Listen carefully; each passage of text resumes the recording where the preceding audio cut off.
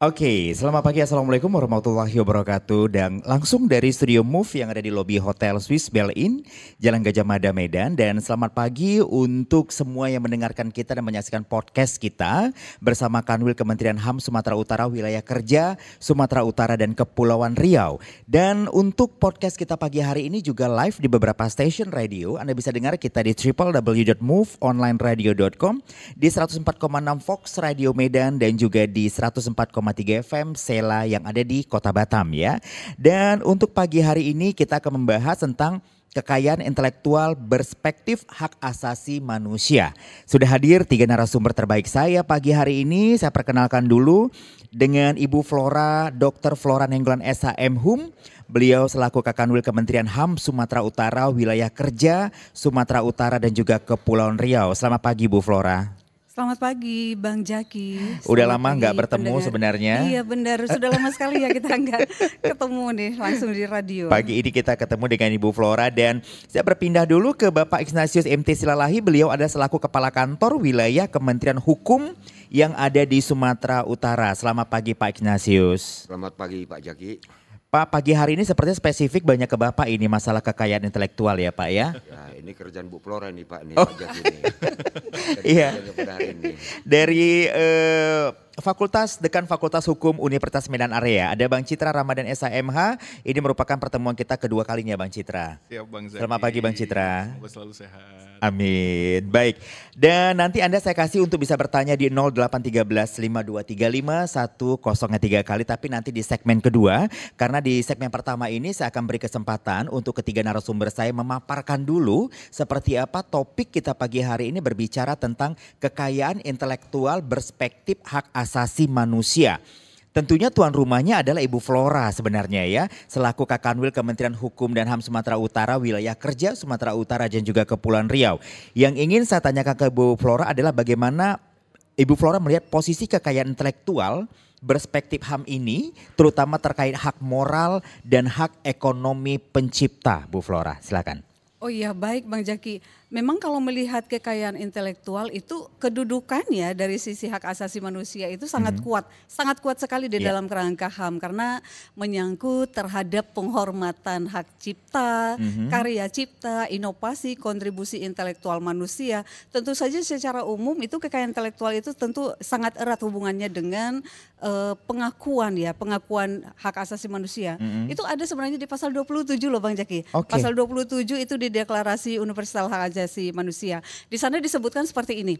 Setiap orang itu berhak atas perlindungan kepentingan moral dan material yang timbul pada setiap karya ilmiah, kesastraan ataupun seni yang dihasilkannya itu. Okay. Jadi dari sana itu sebenarnya dari DUHAM itu sendiri kita bisa lihat ada 2 dimensi daripada hak cipta itu sendiri, itu hak moral seperti tadi yang Bang Jaki sampaikan dan hak ekonomi. Dan juga hak ekonomi. Okay. Dari hak moral itu kan melekat secara pribadi kepada penciptanya. Betul. Artinya dari sisi hak asasi manusia itu hak moral itu sejalan dengan prinsip HAM karena menyangkut martabat dan juga tentu saja identitas manusia.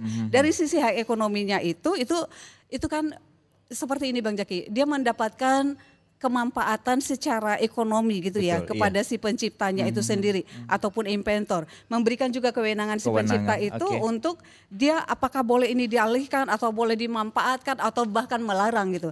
Jadi dari sisi ekonomi ini sendiri sebenarnya itu ada juga di Kopenhagen Internasional Hak Ekonomi Sosial dan Budaya. Diatur juga. Benar, dari sisi hak asasi manusia. Seperti itu Bang Jaki. Baik, ini awal yang baik sekali dibuka oleh Ibu Flora setelah menjelaskan seperti apa posisi ya kekayaan intelektual dalam perspektif HAM ini sendiri terkait moral dan juga ekonominya. Saya mau ke tuan gurunya dulu ini Pak Ignatius bicara masalah hak kekayaan intelektual atau KI ini sendiri Pak Ignatius ya. Ingin saya tanyakan adalah bagaimana kondisi berbicara tentang kekayaan intelektual saat ini Pak Ignatius berbicara di Provinsi Sumatera Utara. Jadi terima kasih Pak Jaki. Pertama saya lihat animo masyarakat Sumatera Utara terkait KI khususnya Pak ya. Ini ya mudah-mudahan progres ke depan makin positif Pak. Peningkatan jumlah kita ya standar basic yang bisa kita lihat sebagai progresnya adalah meningkatnya jumlah permohonan, khususnya permohonan pendaftaran merek, Pak. Tadi pada acara malam Minggu tanggal 13 September kemarin. Oh, baru saja ya, Pak ya? Kita bersama dengan Wali Kota, Pak Wali Kota memfasilitasi pendaftaran merek untuk UKM. Iya. Hampir 100 pendaftaran Pak difasilitasi oleh Pak Wali Kota. Jadi ini saya lihat ini tren positif yang sampai pemerintah sudah ikut serta untuk memberikan fasilitator terhadap UKM khususnya, Pak. Iya, tapi yang saya rasakan juga kalau melihat beberapa case yang ada di lapangan berbicara masalah kekayaan intelektual ini sudah mulai banyak orang sadar dan paham ya Pak Ignatius ya. Bahkan menjadi sebuah kebutuhan mereka harus mencari di mana untuk bisa mengurusnya. Benar nggak kondisi di lapangannya saat ini seperti itu? Jadi memang Pak, ya isu yang tidak akan pernah berakhir di dunia ini sepanjang ada inovasi dari setiap manusia, ada karya pikir, maka isu yang tidak akan pernah berakhir Pak adalah isu kekayaan intelektual.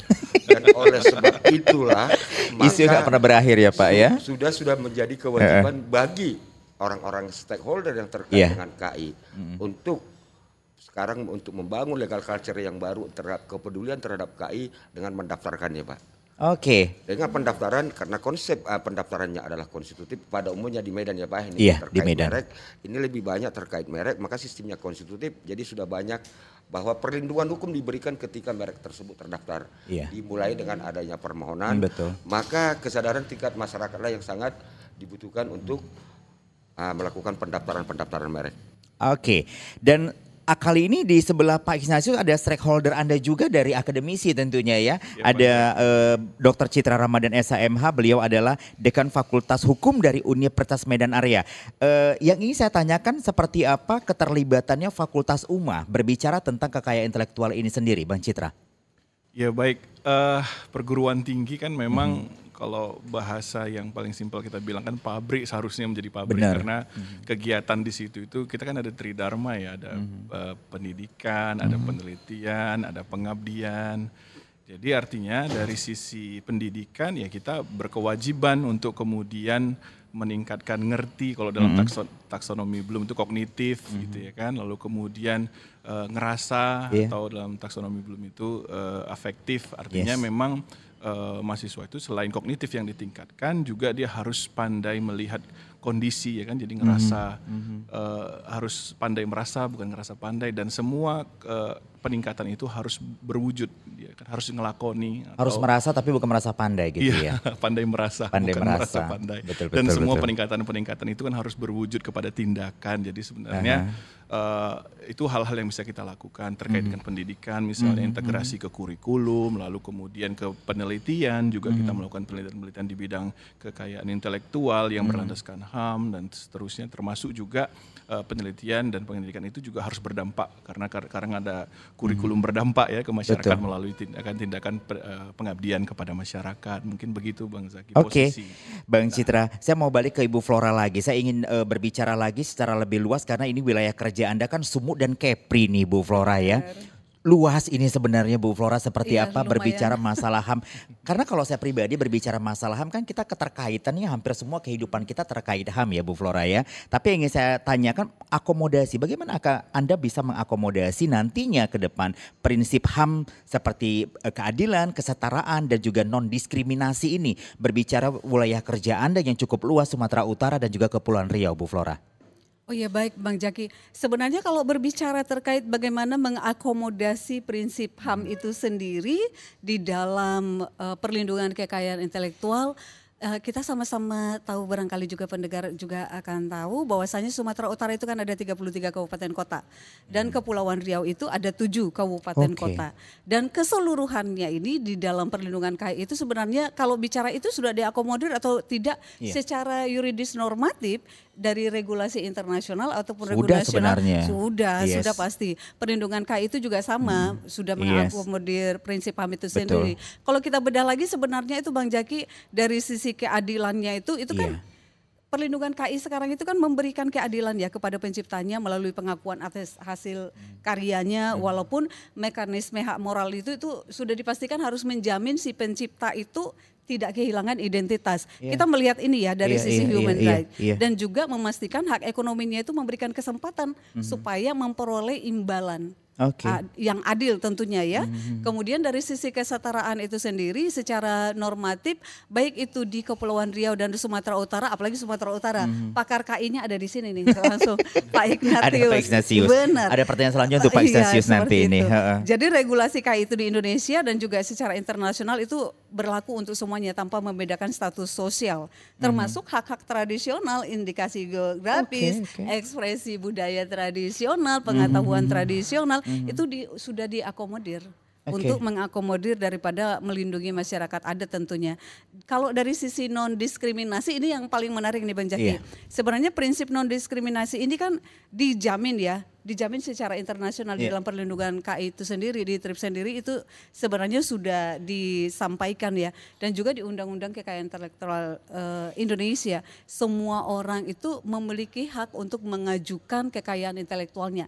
Jadi tidak ada di sana memiliki hak ya, mengajukan kekayaan intelektualnya tanpa diskriminasi, apakah dia suku apa, budaya apa, agama apa seperti itu. Itu hal yang sangat disorot, sangat tajam dari sisi hak asasi manusia. Seperti itu, Pak Jaki. Saya mau ke Pak Ignatius. Pak Ignatius, kalau tadi Bu Fora sudah sangat jelas sekali sampai merincikan bahwasanya apalagi titik beratnya bicara masalah non-diskriminasi ya Pak Ignatius ya. Pertanyaannya ke Pak Ignatius adalah bagaimana berbicara masalah perlindungan KI-nya ini. Pak Ignatius, sebenarnya kalau case by case mungkin di lapangan sebenarnya banyak sekali terjadi berbicara masalah pelanggaran KI ini sendiri. Bagaimana perlindungannya menurut Anda Pak Ignatius? Jadi ketika kita berbicara perlindungan terkait kekayaan intelektual, maka kita harus mengenal dulu rejim perlindungannya Pak. Rejim perlindungan KI ada 3 Pak. Pertama, pendekatan konstitutif, ini untuk berlaku untuk hak kekayaan industri, meliputi desain industri, merek, paten, tata letak sirkuit terpadu. Ini pendekatannya semua Pak, perlindungan ada ketika ada pendaftaran Pak. Kedua, ada sistem perlindungan dengan rejim deklaratif, ini yang untuk diakomodir oleh hak cipta.